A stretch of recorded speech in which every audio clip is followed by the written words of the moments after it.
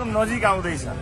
अहिले मैले बोल्यो भने 2/3 सरकारलाई गाह्रो पर्ला, म बोल्यो भनेर गाह्रो भयो होला, त्यसकारणले मलाई बोल्न नलगाउनुहोस्। अहिले जब बोल्ने समय आउँछ त्यसपछि धेरैको बोल्नु हुन्छ। यति चाहिँ म भन्न सक्छु। रविजीले बोल्नु मिल्दैन भन्दा भन्दै केही दिन अगाडि बोल्नु भएको अभिव्यक्ति बडो चासोको विषय बनाइयो क्या।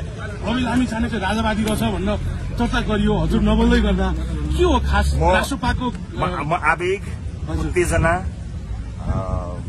मा छैन हजुर, किनभने मुलुक एउटा गम्भीर अवस्थामा आएको छ। एउटा जिम्मेवार राजनैतिक दलका हिसाबले र नेपाली जनताले एउटा आशा र भरोसाका साथ हेरेको एउटा दलका हिसाबले, त्यसको नेतृत्वकर्ताका हिसाबले म कुनै आवेगमा या उत्तेजनामा अभिव्यक्ति दिने पक्षमा अहिले छैन। त्यसकारणले मलाई थाहा छ तपाईँहरूको प्रश्नको आशय र त्यसले कुन अर्थ लाग्छ भन्ने कुराको पनि म एकदम जानकार छु। त्यसकारणले म फेरि पनि यहाँलाई विनम्रतापूर्वक अनुरोध गर्न चाहन्छु, यो देशको भविष्य मेरो पुस्ताको, तपाईँ हाम्रो पुस्ताको हातमा आउँदैछ। त्यसकारणले एकदमै गम्भीर हुने समय हो। म तपाईँलाई हेडलाइन दिन्न, चिन्ता नगर्नुहोस्। म लाइफ लाइनको कुरा गर्दैछु, तपाईँ हेडलाइनमा चिन्तित हुनुहुन्छ।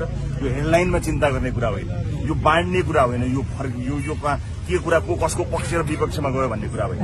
2/3 सरकार छ। म त्यही भन्न अस्ति पनि भनेको थिएँ मैले, यो 2/3 सरकारले देशका तमाम समस्या समाधान गर्नुपर्ने थियो नि त, उसले के भाषा गरेको थियो?